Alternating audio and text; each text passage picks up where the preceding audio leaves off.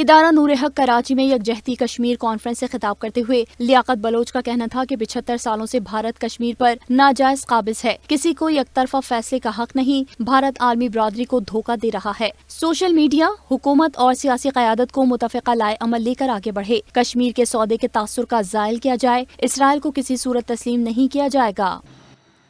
75 سال سے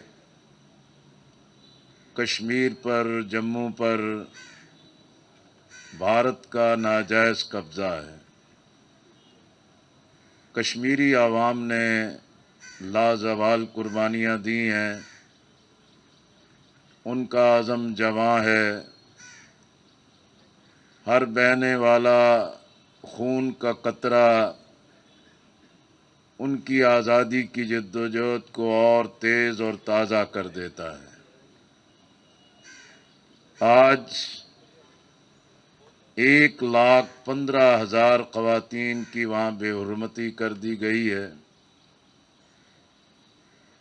1,10,000 لوگ بے گھر کر دیے گئے ہیں، ان کے گھروں کو مسمار کر دیا گیا ہے، 10,000 سے زیادہ نوجوان ہیں جو لاپتہ ہیں، عقوبت خانوں میں ہیں، اور دنیا بھر میں سے انسانی حقوق کی بنیاد پر ان کی کوئی سنوائی نہیں۔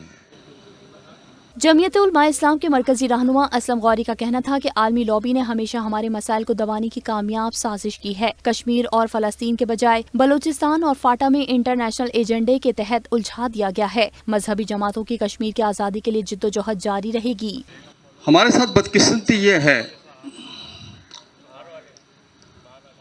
کہ international lobbies, international agents, international forum کے لوگ، یورپی یونین، امریکہ بہادر، اس کی ٹیمیں، وہ دن بدن مسلمانوں کو دبانے کی کوشش کرتے ہیں، ہمارے مسائل کو دبانے کی کوشش کرتے ہیں۔ ہم فلسطین کی بات کرتے تھے، ہم چیختے چلاتے تھے، یہاں فلسطین کے مسئلے پہ مظاہرے ہوتے تھے، تو جناب ہمیں عراق، شام اور لیبیا میں الجھا دیا گیا۔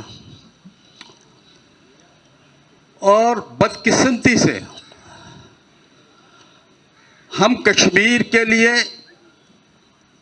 ہمارے جو نعرے تھے، کشمیر بنے گا پاکستان، کشمیر پاکستان کی شہرگ ہے، کشمیریوں سے رشتہ کیا، لا الہ الا اللہ، یہ سب نعرے ہی آج تک رہے 75 سال میں۔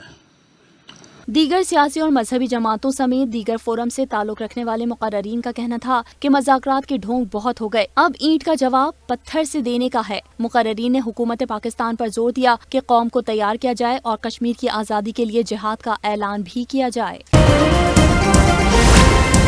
Z110 نیوز، خبر کی اصل خبر۔